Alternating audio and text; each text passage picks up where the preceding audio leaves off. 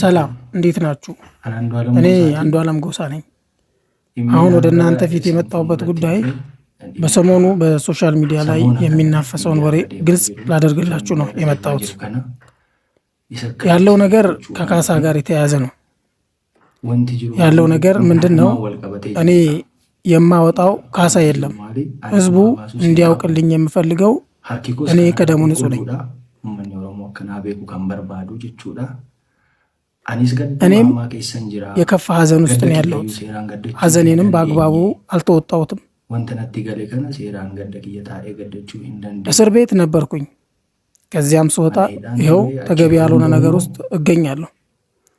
እኔ እርሷን የበደልኳት ወይም የጎዳኋት ነገር የለም። የማወጣው ካሳም የለም። ነገር ግን ገሩ ጃርሶሊን አቦቲን ገዳ ኦሮሞ ዱጋ ጅርቱ አከ ኢላልቴ የሀገር ሽማግሌዎችና አባገዳዎች ያለውን እውነት እንዲያውቁልኝ ከቤተሰቦቿም ጋር ያለኝ ግንኙነት መቀጠል ስላለበት ወደ እነርሱ ሽማግሌ ልኬ ነበር። ይህንንም ያደረግኩት እነርሱ ለአንድ ወገን ብቻ እንዲፈርዱ ሳይሆን እኔም እውነት አለኝ፣ ያጣሁት ባለቤቴን ነው፣ ያለውን እውነት እዩልኝ ብዬ ነው ሽማግሌና አባገዳ የላኩት።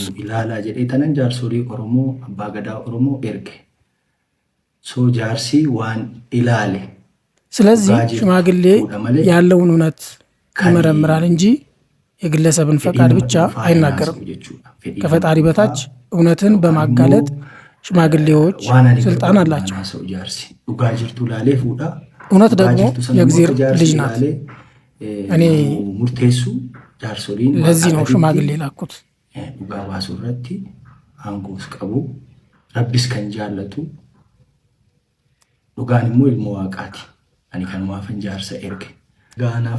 እኔና ቀኖ በጣም ደስ የሚል የፍቅር ግንኙነት ነበረን። ነገር ግን ተደጋጋሚ ጊዜ ድባቴ ነበረባት። ቀኖ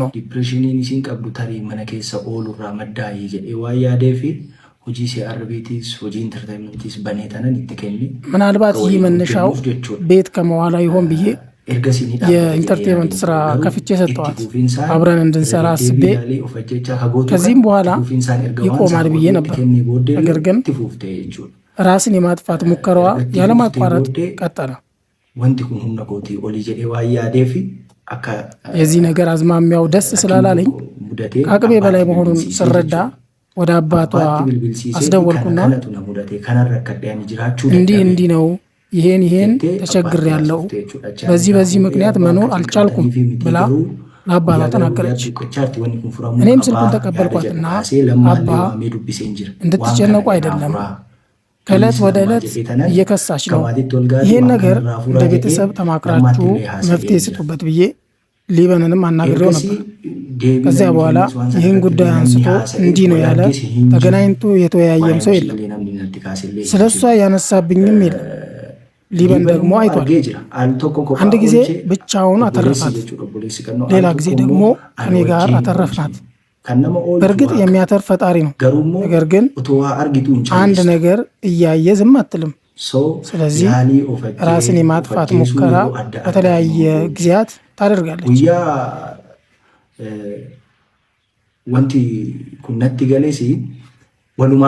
ይሄ ነገር በተፈጠረ ጊዜ ቀን ላይ ሆስፒታል አብረን ነው የዋልነው።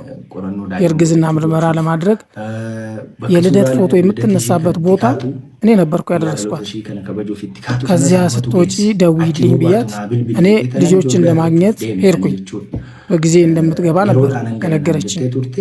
በዚህ መልኩ ነው የተለያየ ነው። ማታ ላይ ደግሞ በጣም ሰላም ነበር። ጥሩ የፍቅር ጊዜ ነበር እያሳለፍን የነበረው። ወንድሟም ጋር እየደወለች ነበር። እዚያ ስለ አዋዋሏ ስጠይቃት እኔን የማመን ችግር አለብህ ብላኝ ተቆጥታኝ ከተኛንበት ተነስታ ሄደች። ከሄደች ትንሽ ከመቆየቷ የተነሳ እኔም ተጠራጠርኩና ወዳለችበት እሷን ፍለጋ ወጣሁ። ሁሉም ክፍል ውስጥ ፈለግኳት፣ አልነበረችም።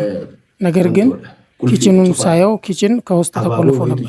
አንድ አበባ ነበረ እዛ ላይ ሆኜ ተንጠራርቼ ሳያት ላርጎ ሳሙና እየጠጣች አየኋት። ከዚያ ተደናግጬ ምን ሆነሽ ነው ቀን ነው ብዬ ዘልዬ ገባሁ። ከዚህ በፊት ቃል ገብታልኝ ነበር እንደዚህ አይነት ተግባር ሁለተኛ እንደማታደርግ። በወንድሞቿም በቤተሰቦቿም ፊት ቃል ገብታልኝ ነበር። ጓደኞቿም እንዲመክሯት አድርጌ ነበረ። በተደጋጋሚ ጊዜም ቃል ገብታልኝ ነበር። ተደጋጋሚ ጊዜ ቃል ገብታልኝ ነበረ። ነገር ግን ቃሏን ልታከብርልኝ ስላልቻለች እኔም በሰዓቱ ሰው ነኝና ተደጋጋሚ ጊዜ እንደዚህ አይነት ሙከራ እያደረግሽ ነው፣ እኔም ደግሞ እንደዚህ አይነት ኑሮ መኖር አልፈልግም፣ ነገ ቤተሰቦቻችንን ጠርተን መለያየት አለብን አልኳት። እዛው ላይ ስትጠጣበት የነበረውን ጆግ አስቀመጥኩትና ልጆችን ልጥራ ብዬ ሄድኩኝ ካጠገቧ። ከዚያ በር ለመክፈት እኔ በሩ ጋር ስደርስ እንደዛ ነው በል ይስፋ ብላ ሮጣ ዘለለች። እኔ ምንም ማድረግ አልቻልኩም። ማድረግ የቻልኩት መጮህ ብቻ ነው። ልጆቹ የኔን ጩኸት ሰምተው ልጆቹ ተነሱ። የሆነው ነገር ይሄ ነው። እኔ ቀኖን ምንም ያደረግኳት ነገር የለም። እንዳልኳችሁ ስታጠፋ መቆጣት ወይም ተሯሩጬ ከእሷ ጋር መያያዝ እንጂ ጥፋት ስታጠፋ ከመምከር ውጭ እሷ የመኖር ጉጉት እንዲኖራት የሞራል ድጋፍ ከማድረግ ውጭ እኔ እሷን ያደረግኳት ነገር የለም። ስለዚህ እጄ ደግሞ ከዚህ ላይ ሁሉ ንጹህ ነው። እኔ እሷን ምንም ያደረግኳት ነገር የለም። ሽማግሌዎቹም ይህንኑ እንዲያዩልኝ ፈልጋል። እውነት የእግዚአብሔር ልጅ ናት። እውነትን አይተው የአገር ሽማግሌዎች ከቤተሰቦቿ ጋር ያለኝ ግንኙነት እንዲቀጥል ብዬ ነው እንጂ ሽማግሌ ላኩት እኔ ካሳ ለማውጣት አይደለም። ሽማግሌ ላኩት ካሳ የሚባልም ነገር የተነሳ ነገር የለም። ሁሉም ነገር ከዛ ከግራና ቀኝ ታይቶ ነው ካሳም የሚባለው ውሳኔ የሚወሰነው።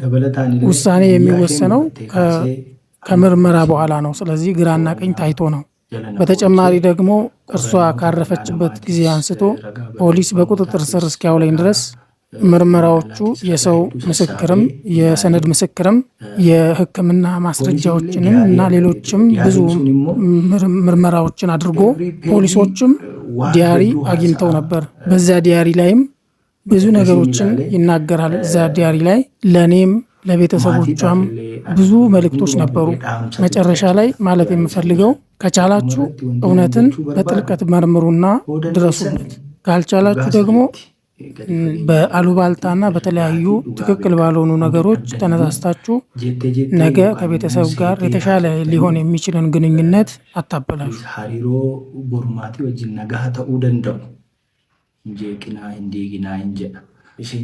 እሷም በሰላም ትረፍ፣ አጽሟንም እንቅልፍ አትንሱ እላለሁ። በተረፈ ደግሞ እኔም ወደፊት ተረጋግቼ ሐዘኔን ከተወጣው በኋላ ለምትጠይቁኝ ማንኛውም ጥያቄ መልስ ለመስጠት ዝግጁ ነኝ። ይሄ ስለሆነ ሁላችሁም ይሄንን ተረዱኝ። አመሰግናለሁ። ክበሩልኝ።